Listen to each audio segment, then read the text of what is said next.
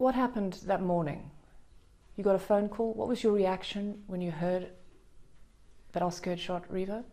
Complete shock, but also knowing my brother, his insecurities, who he is, the very first thing that came to my mind is that it could have only been a mistaken identity for an intruder.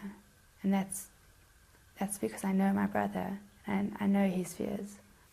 It has been a consistent theme in his life, being safe. That has always been a concern because of the practical vulnerabilities that he has. Questions in court about whether your brother will be safe in prison. There have been death threats from gang leaders. Are you worried about him going forward? Absolutely.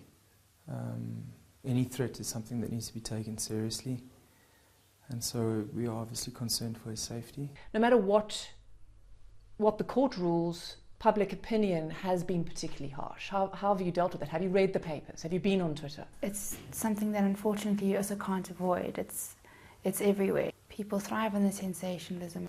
And sometimes it's disheartening, it's discouraging. Regardless of how bold and brave you try to be, it does get to you. This has been a trial beset by drama at times, changes, delays. What has been the most difficult, though, for you guys, watching it from that front row in the court? That is a heart-wrenching pain. Having lost our mother at a young age, it's an anguish that you feel when you know that someone else is going through deep, deep pain. How does this play into his life and yours?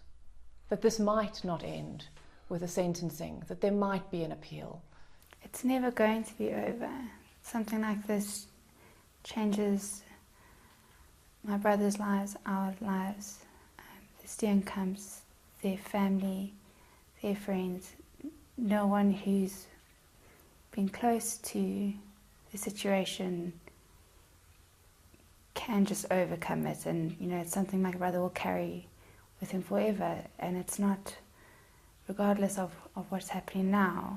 It's just a certain phase in the journey which will never end.